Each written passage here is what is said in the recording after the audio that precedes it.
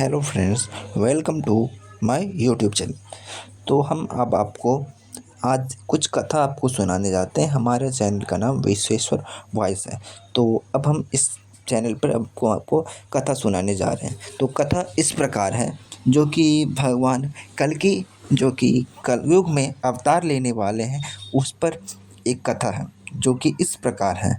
तो इंद्र सहित देवतागण, महर्षिगण, लोकपालगण अपने कामों की सफलता के लिए भक्तिपूर्वक जिनकी सदैव उपासना करते हैं, प्राचीन काल से जिनकी वैदिक तथा तांत्रिक आदि अनेक शास्त्रों द्वारा आराधना की गई है, सब कुछ जानने वाले, सबके आधार, विघ्नों का नाश करने वाले, अनंत अच्युत अजन्मा उन श्री भगवान की मैं वंदना करता हूँ।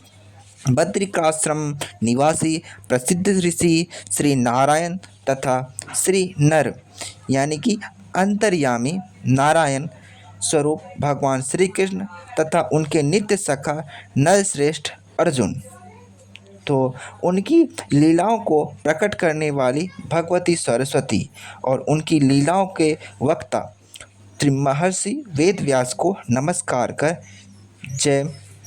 आश्रित शक्तियों को नाश करने, अंत करने पर देवी शक्तियों को विजय प्राप्त कराने वाले अष्टादश पुराण, रामायण और महाभारत आदि जय नाम से व्याप्तिष्ट सद्ग्रंथों का पाठ वाचन करना चाहिए। भयंकर अत्याचार से पृथ्वी की शांति का नाश करने वाले राजाओं को, जो अपनी भयंकर भुजाओं रूपी भुजंगों की विष ज्वाला से भस्म करेंगे, जिनकी भयंकर तलवार की तेज धार से अत्याचारी राजाओं के शरीर कुचले जाएंगे, ऐसे ब्राह्मण वंश में उत्पन्न घोड़े की सवारी करने वाले, सत्यादि युगों में अवतार लेने वाले, वो जिन्हें हम धर्म की प्रवृत्ति प्रिय है, ऐसे भगवान कल की परमात्मा हरि अथवा हे भगवान श्री हरि कल की रूप में हमारी रक्षा करें। नैमिषारण्य में रहने वाले शौनकादि उदार चरित्र वाले महर्षि गणों ने सूत जी के ये वचन सुनकर उनसे पूछा, हे सूत जी, सब धर्मों के जानने वाले, लोमहर्षण के पुत्र, तीन कमलों कालों के ज्ञाता, पुराणों की भली भली प्रकार जानने वाले, आप भगवान की कथा को कहें। हे प्रभु, आप कृपया हमें बताएं कि कली कौन है, उसने कहाँ जन्म लिया है, वह किस तरह संसार का मालिक बन गया और किस प्रकार उसने नित्य धर्म का नाश किया। महर्षिगण के इस तरह के वचन सुनकर सूत जी ने भगवान श्री हरि का ध्यान किया। विष्णु भगवान का स्मरण करते ही वे पुलकित शरीर वाले उन मुनियों से पुलकित अथवा अंग अंग होकर बोले, प्राचीन समय में ब्रह्मा जी ने नारद जी के पूछने पर इस अद्भुत भविष्य व्याख्यान को बताया था। आप लोग उसी आख्यान को मुझसे सुनिए। पहले असीम तेजस्वी व्यास जी को श्री नारद जी ने यह आख्यान सुनाया था। बाद में उन्हीं व्यास जी ने अपने बुद्धिमान पुत्र ब्रह्मरात यानी कि सुखदेव जी से यह आख्यान कहा। ब्रह्मरात जी ने अभिमन्यु के पुत्र श्री विष्णुरात, जिसे राजा परीक्षित कहते हैं, कि सभा में राजा परीक्षित की सभा में उसी भगवत धर्म को 18,000 श्लोकों में सुनाया था। उस समय एक सप्ताह बीतने पर प्रश्न पूरे भी न हो पाए थे कि विष्णुरात जी ने अपनी लोक यात्रा पूरी की। उसके बाद मार्कंडे आदि महर्षियों के पूछने पर पुण्याश्रम में भगवान सुखदेव ने भगवत धर्म के शेष अंश को बताया। पुण्यश्रम में मैंने जो भावी उपाख्यान श्री सुखदेव जी के श्री मुख से सुना, उसी की पुण्यप्रद यानी कि कल्याणकारी कथा को मैं कहता हूँ। हे महाभाग, भगवान श्री कृष्ण के अपने वैकुंठ धाम चले जाने पर कली की उत्पत्ति जिस प्रकार हुई, उस सब को मैं कहता हूँ। आप लोग निरंतर सावधान होकर उसे सुने।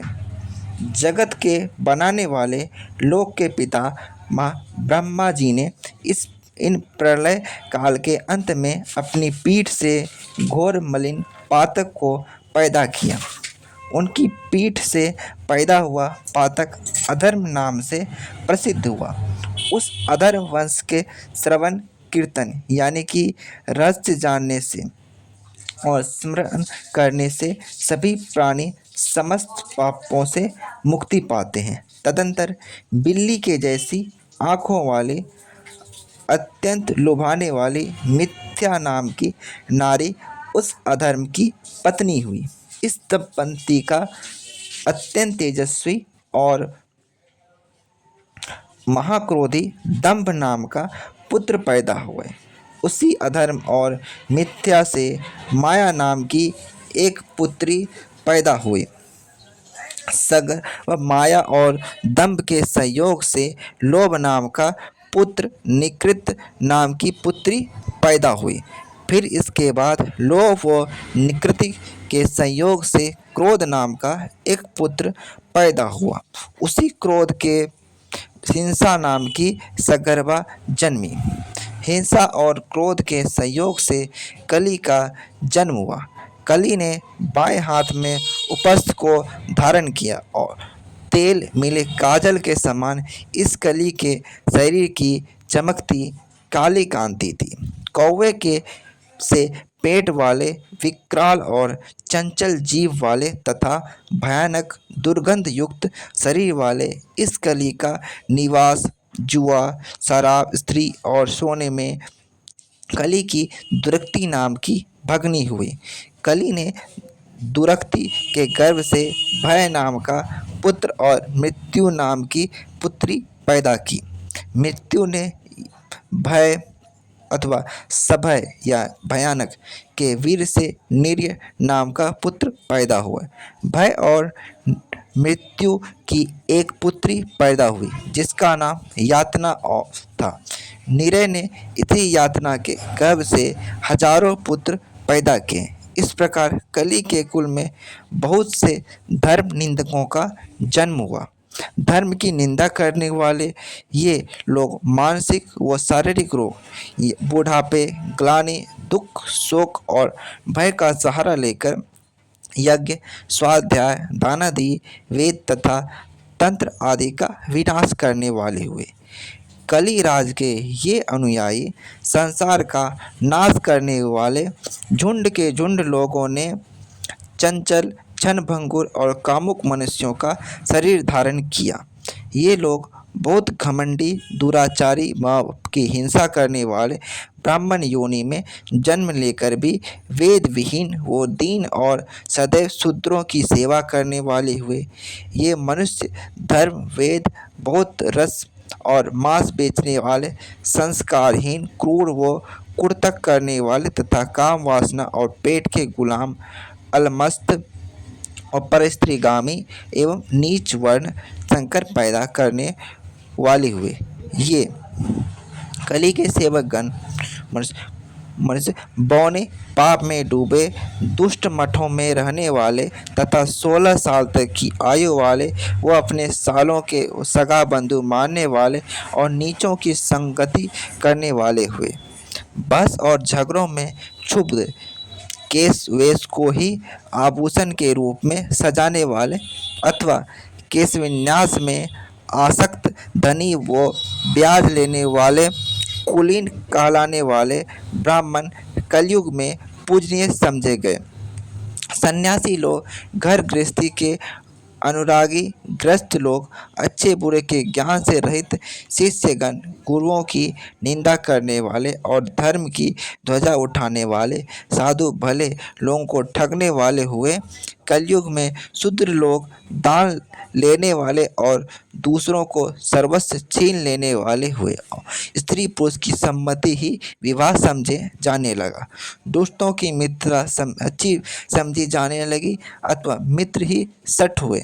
दान के बदले दान को दानशीलता समझा जाने लगा। न्यायकर्ता अपराधियों को दंड देने में असमर्थ होकर क्षमाशील हुए। दुर्बल के प्रति उदासीनता दिखाई जाने लगी। बहुत बोलने वाले ही पंडित कहे जाने लगे। यश पाने की इच्छा से ही लोग धर्म प्रचार अथवा धर्म का सेवन करने लगे। धनवान लोगों की ही सज्जन समझा जाने लगा। दूर देश का जल ही तीर्थ हो गया। केवल जनेऊ पहन लेने से ब्राह्मणत्व माना जाने लगा और सन्यासी चिन्ह दंड धारण मात्र रह गया। धरती का कम अनाज पैदा करने लगी। नदी किनारे अथवा अपना किनारा छोड़कर दूसरे स्थान पर बहने लगे। स्त्रियों वेश्याओं जैसी बातचीत में सुख समझने लगी और उनका अपने पतियों से प्रेम जाता रहा।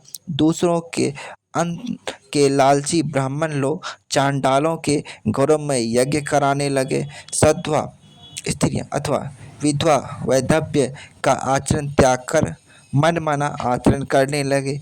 बादलों ने खंड खंड वर्षा बरसानी शुरू की। धरती कम अनाज पैदा करने वाली हो गई। राजा लोग प्रजा को ही खाने लगे और प्रजा करों के बोझ से परेशान हो गई। अभागी प्रजा कष्ट से अत्यंत क्षुब्ध होकर कंधों पर बोझ और हाथ में पुत्र लेकर पर्वत और घन वनों का आश्रय लेने लगे। और सुनो, शराब मांस मूल व फलों का आहार जीवन का आधार हुआ। वे लोग भगवान श्री कृष्ण की निंदा करने वाले हो गए। कलयुग के प्रथम चरण में लोगों की यह दशा हुई। कली के दूसरे चरण में लोग भगवान का नाम तक नहीं लेते। तीसरे चरण में वर्ण संकर यानी संतानों की उत्पत्ति हुई और चौथे चरण में तो सभी वर्ण समाप्त होकर लोग एक ही वर्ण के रह गए।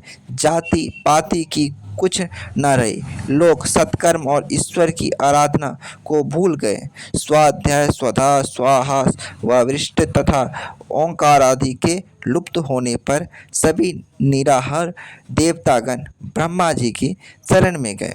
देवतागण क्षीण दीन चिंताशील पृथ्वी को आगे करके ब्रह्मलोक में गए। उन्होंने ब्रह्मलोक को वेद ध्वनि से गूंजता हुआ पाया।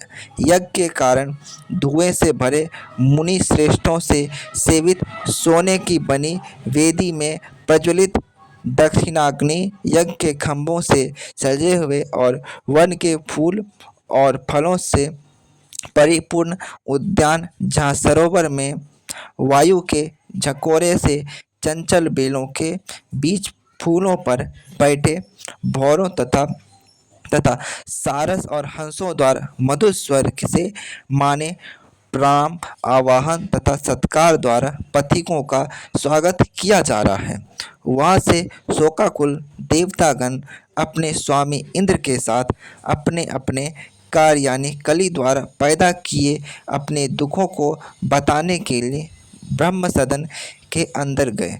वहाँ पहुंचकर सभी देवताओं ने सनक सनंदन तथा सनातन आदि सिद्धों द्वारा पद कमल सेवित सदासन पर विराजमान तीनों लोकों के स्वामी भगवान ब्रह्मा जी को प्रणाम किया। तो ये कथा को आगे हम अगले वीडियो में आपको बताएंगे। ये कथा को यहीं पे समाप्त करते हैं क्योंकि वीडियो बहुत लंबी हो जाएगी। तो धन्यवाद हमारा ये वीडियो सुनने के लिए।